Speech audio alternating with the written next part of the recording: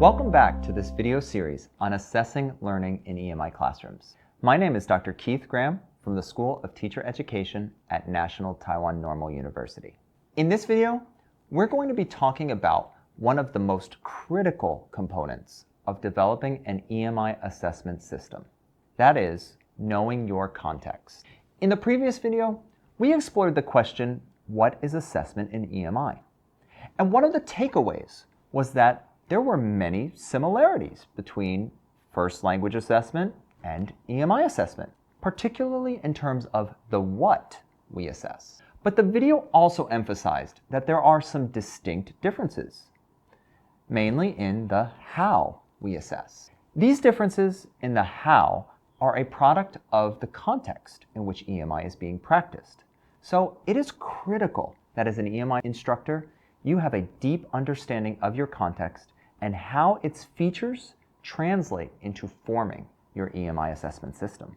So what do we need to know about our context? Well, there are three dimensions you need to consider: your university, your academic discipline, and your students. Each of these dimensions will impact how you assess in your EMI classes. And when one of them changes, your assessment system will likely change too.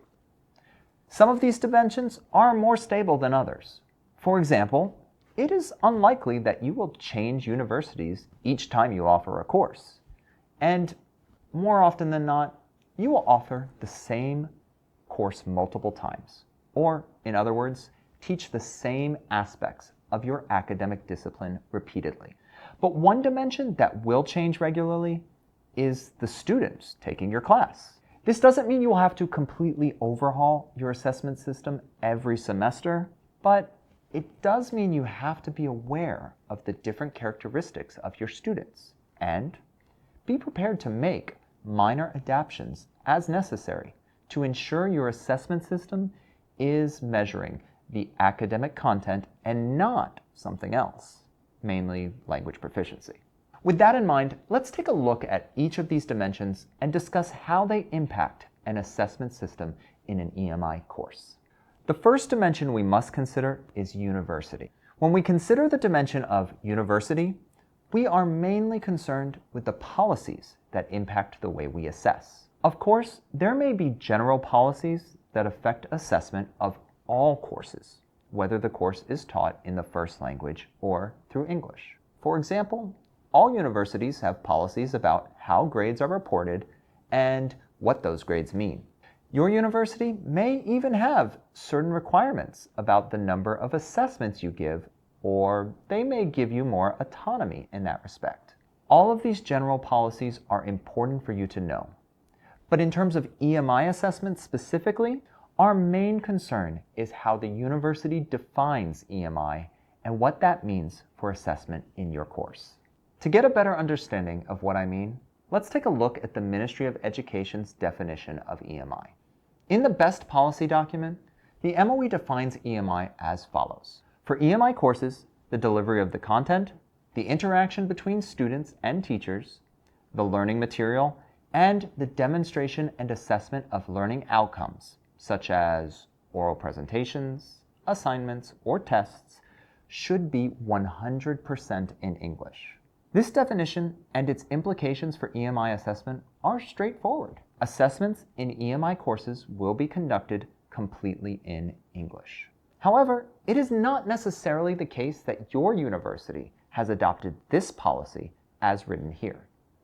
At my university, NTNU, the administration has generally adopted this policy, and the expectation is that EMI courses here, and of course their assessments, are done 100% in English. But a colleague at another major university involved in the BEST program recently shared with me that their university, in fact, has not adopted such a strict policy. Instead, they set the percentage of English for an EMI course at 70% instead of 100%. And of course, this has an impact on how they do assessment.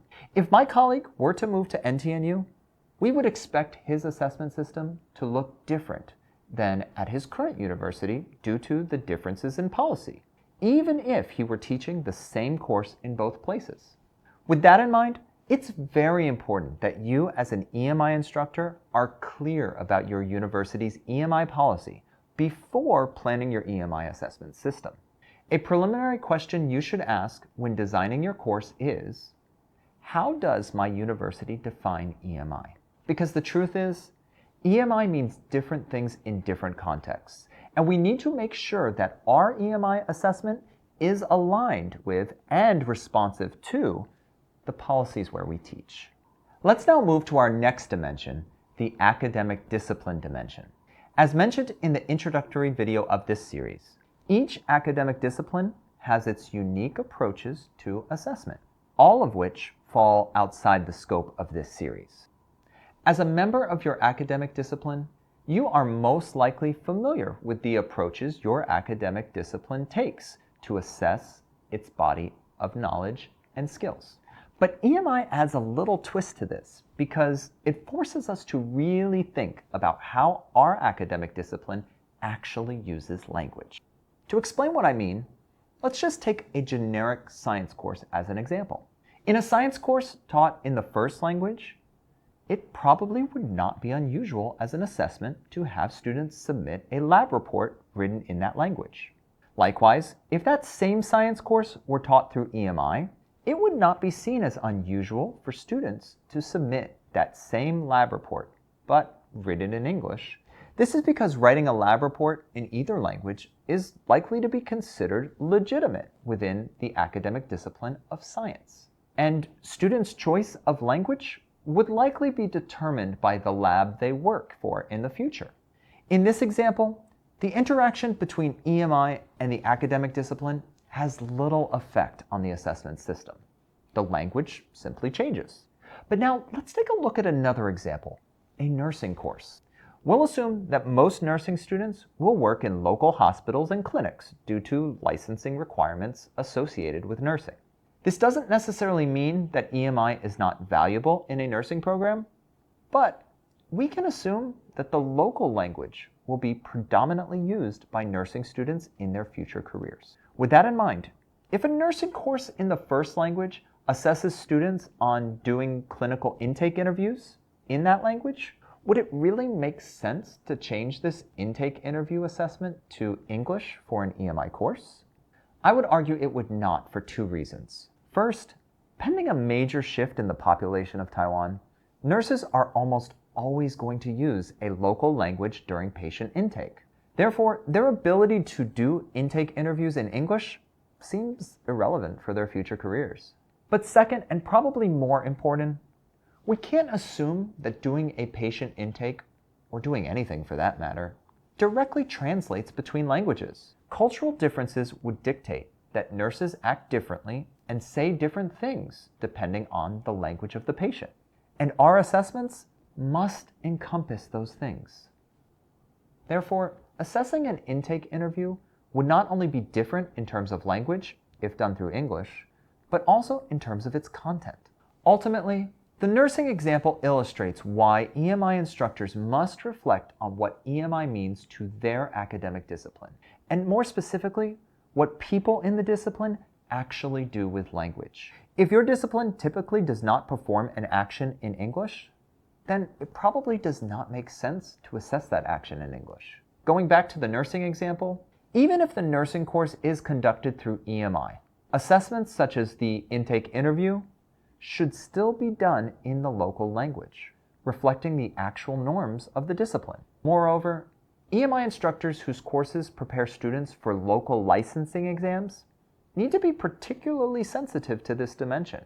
If students have to take a licensing exam in Chinese, I think it would be a mistake to only assess them on those exam concepts using English, just because the course is EMI.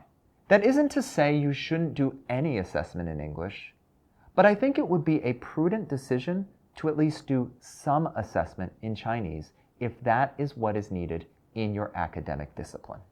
Our final dimension to consider is students. As mentioned earlier in this video, the student dimension will change regularly and may have a major impact on the way you assess in your course.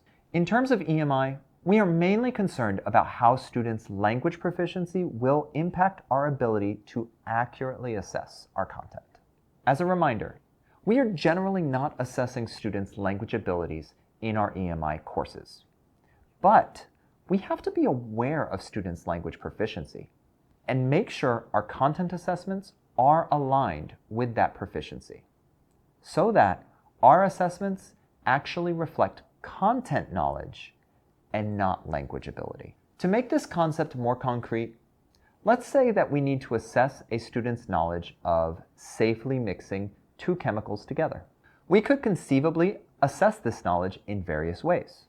For example, we could ask students to write the steps in essay form. This means of assessment would work well for students who have strong English writing skills. Alternatively, we could ask students to say the steps in an oral presentation. This, of course, would be suitable for students who have strong English speaking skills. But there are ways we could measure this without much language at all. We could ask students to draw a diagram to visually represent the steps, or we could ask students to do a live demonstration of mixing the two chemicals, with or without oral explanation. All of these means of assessment can generally showcase whether or not a student understands the concept. But they vary in the degree of language use. If one semester you have a class of strong English writers, then the essay option would work well. However, if another semester students speak well, but their writing skills are weak, perhaps the oral presentation may be a better assessment choice. But if you realize you have a class of students who have weak English skills, then if content and not language are important to you, you should consider assessing visually or through demonstration. These means of assessment will best showcase student knowledge without being negatively affected by low language proficiency.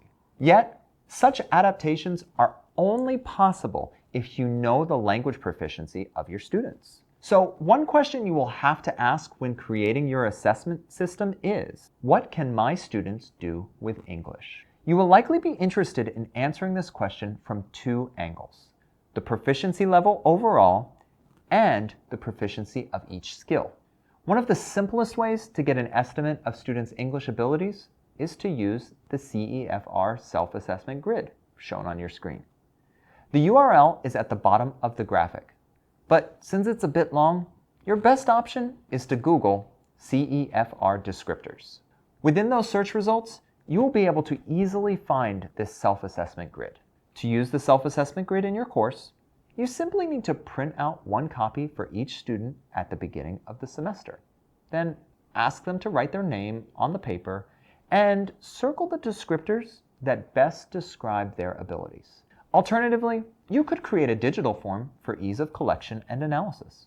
The data collected through the self-assessment grid will provide you with a general understanding of students' proficiency levels in listening, reading, spoken interaction, spoken production, and writing.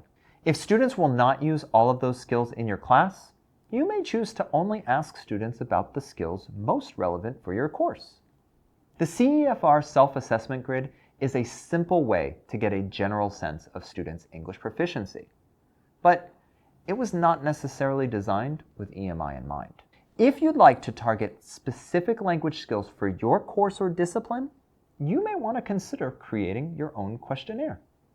On your screen is a very generic example of what a course-specific questionnaire might look like. You can see in the example that the questionnaire asks specifically about writing responses to English questions and giving oral presentations in English. You can customize these questions based on how you anticipate assessing students in the course and asking them how well they think they can do those things, using a scale of very poorly to very well. This approach, though involving more preparation than using the CEFR self-assessment grid, is likely to provide you richer and more relevant data for adapting your course for the student dimension.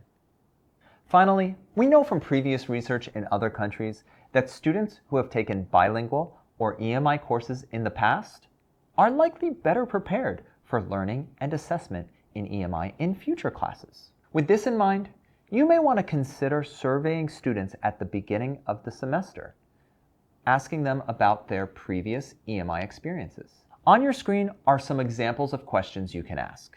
If you find that your current class has previous EMI experience, then that might indicate that the student dimension will have less impact on your assessment system. However, if you find that the majority of students are new to EMI, then you may want to consider what adaptations to your assessment system might best help you measure what matters most: student understanding of your subject.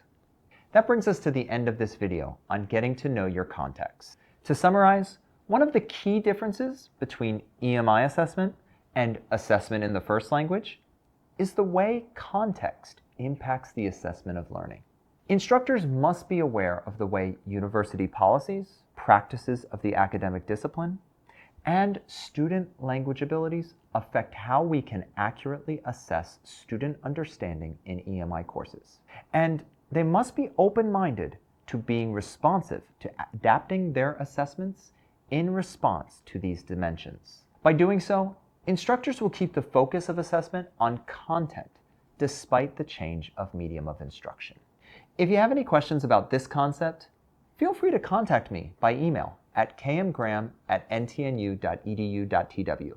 Otherwise, I'll see you in our next video, Formative Assessment Techniques.